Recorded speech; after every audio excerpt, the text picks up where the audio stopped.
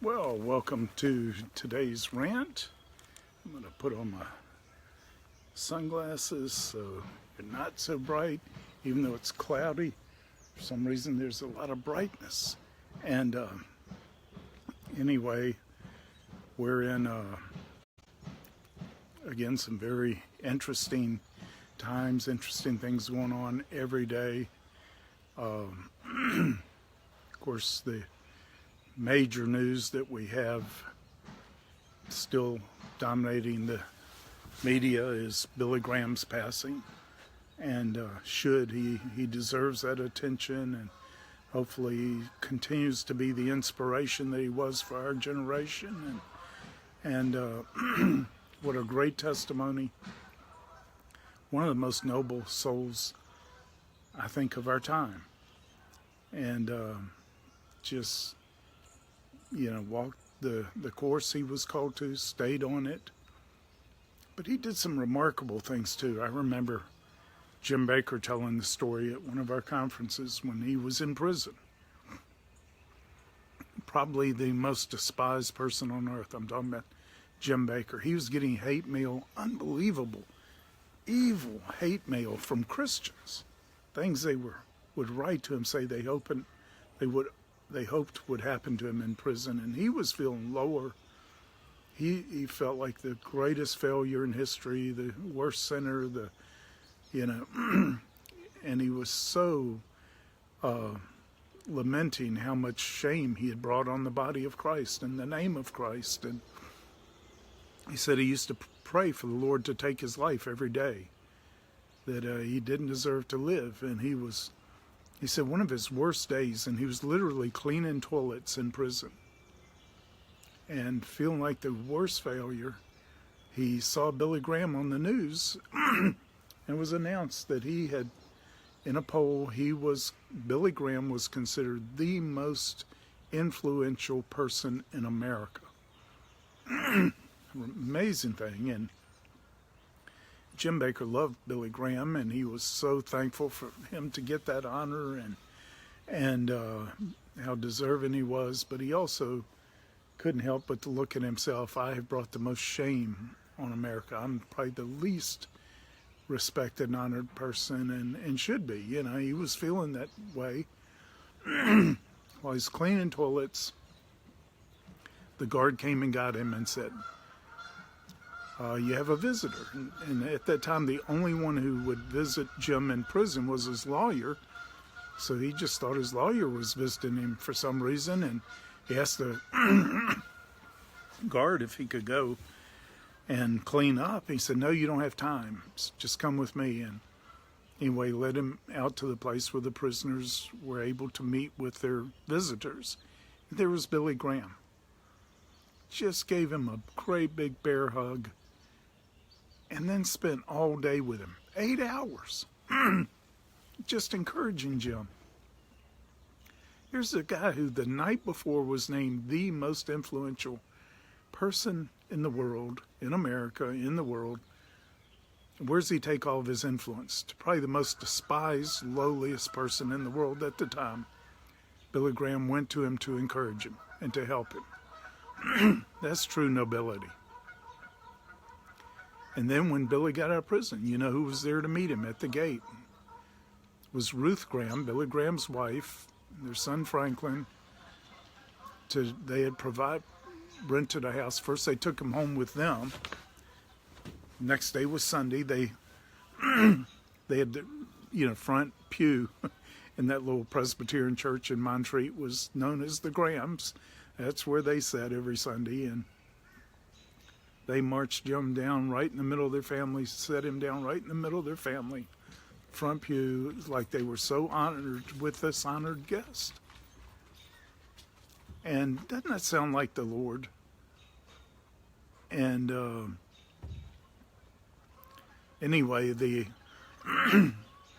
then they provided Jim with a house, leased him a house, and just took care of his basic expenses and all until he could get his feet on the ground. And then he was able to move in. We were able to provide him with a place after that. The old cabin that we lived in, it was more than it wasn't an old cabin. It was like one of the nicest log cabins ever built.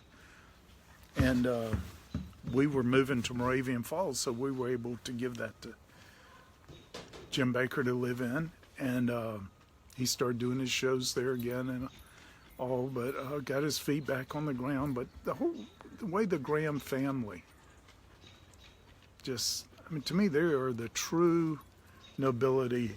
If there is nobility in America, they're it. And it's sad to hear Billy's gone now. He's been alive through my whole life. And,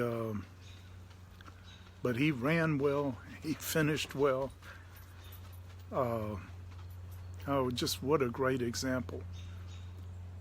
But I've just also been watching, I watched about 2 minutes of President Trump's meeting with some of the those who had been in that school in Florida that had been shot up and a lot of their fellow students and teachers killed. And that was traumatic television, no doubt. And I appreciate the president doing that. And I think he's really listening. He's deeply touched by this. The guy loves kids especially. And Trump is a much more loving, kind person than almost anybody projects him as being. I mean, we have all this stuff that comes out from time to time. The things he's done for people through his life, helping other people. Never told anybody about it, whatever. It just surfaced through those people telling about it or whatever. But he's one of the most warm, friendly people. Personally, he's remarkable. I mean, we spent some time with him in his office, about 6 of us, and he was so warm, so friendly, so genuine. And, I've been around a lot of people, a lot of top business people and other leaders, and I just liked him right away. I liked him personally. I know, he is not a smooth operator politically, and I hope he never becomes that way. He's not a politician, he's a leader. He didn't have decades of going through the process of being on a county council or city council and then going up through being a mayor or being a representative, whatever, where they learn this political behavior that is, to me, it's just, to a large degree, not everybody, but a lot of them, it's just how to make yourself out to something, how to put on facades, and how to make yourself appear as something that you're really not. And Trump doesn't have it. You're going to get what he really thinks. It's going to be honest and good, bad, and ugly, and he lets it all out, but it's transparent. I really like the guy personally. I'm amazed at what he's doing. And because I thought he was going to do a lot. He's done a lot more already than I thought he could get done. And he's on a roll. I think he's just starting to get traction. And you know who was probably the most despised president we ever had? More so than Trump, until the day he was murdered, assassinated. It was Abraham Lincoln. Lampooned, everybody thought he was a goofball, he was stupid, he was clumsy, he was not socially, very shrewd or very smooth. He was despised until he was assassinated, and then all of a sudden everybody realized what they'd had, what a great man he'd been. Like overnight he became one of our greatest presidents, considered, and the whole country mourned deeply. Now, I pray our president remains safe and that doesn't happen to him, president today, but I think when it's all said and done, everybody's going to be absolutely astonished at what President Trump has been able to accomplish. And I don't like or agree with everything he's doing. Nobody does.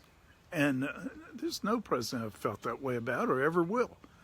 We all have our differences and all, but I am so encouraged.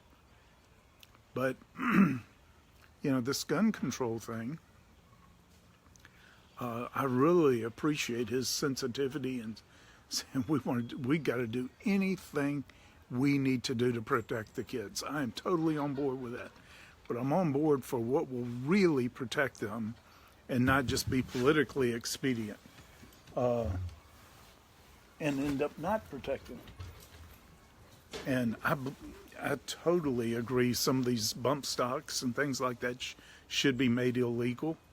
But guess what? The really bad guys will still get them. That's a sad thing. The law-abiding citizens who won't be able to buy them anymore, which probably don't need them anyway, but the crooks are still going to get them. Gun control does not work anywhere in the world.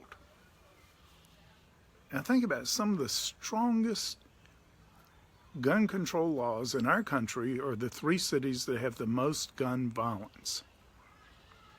And one reason is, I believe, they know how helpless those are that have,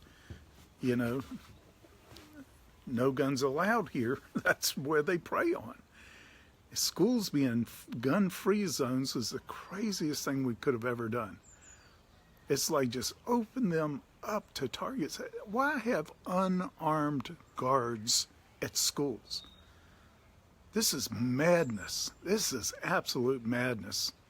Because the people that want to do you harm are not going to respect you because you don't have a gun. They're going to shoot you. You're going to be a victim too, and you're not going to help save anybody. And listen, Paris has supposedly some of the strictest gun laws in the world. How many were killed there by guns in that last big massive attack? Listen, the guns are all over the world, readily available. The gun market, the weapons market. Those who want to do damage to a lot of people are going to be able to get their hands on them if they want them. And if they don't, they're just going to use bombs or something else. Then we have that Chinese attack where dozens of people were recently victims of knife-wielding terrorists. And but my point is, I do believe teachers should be armed. They should be trained and armed. We should have armed guards in our school. But we need people who are trained, really trained, because if you're not trained, in a confusing situation, which an attack can be, you could end up hurting people. You need to be seriously trained, but I think that should be a requirement for teachers and those in schools. We're also looking at ourselves the church security and beefing that up in every way we can. That it was circulated recently. There had been 18 school shootings since the first of the year. Total lie, total fabrication, bizarre fabrication. So many people ran with that. There have not been that many, but one is too many if it could be stopped. But the way it's going to be stopped is you're going to have somebody on site that can stop it, that is proactive, that is well-trained, knows how to stop any such attack. We need to have teachers. There are things, a student devised this thing that could seal any classroom door from a terrorist, from a shooter, where they could instantly, shut every door so somebody coming to their school to do damage to people, to shoot up classrooms and all, can't get into the classrooms. There are a lot of things could be done, but this last one could have been totally avoided just by the FBI following their own policies, following the laws that are already on the books. It would have been totally avoided. And we don't need new laws. We need to obey the ones we've got. We don't need new policies. We need to follow the ones we have. That would be a start. As I said, we've become a legalistic society.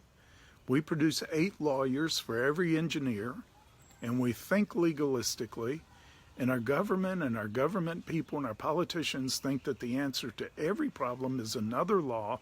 No, it is not. Those are actually very often become counterproductive and major on minors and have everybody distracted trying to fix something that isn't a fix and only has them distracted when they should be focusing on what would really rectify the problem. So it's not about laws, it's about leadership. And also think in these times, guess what? I so appreciate what's been done under President Trump to ISIS and to other terrorist organizations. They have gone after them. But trust me, that isn't over. And the potential of what I was shown in dreams to come across our southern border is still very much alive, but our terrorists are very patient.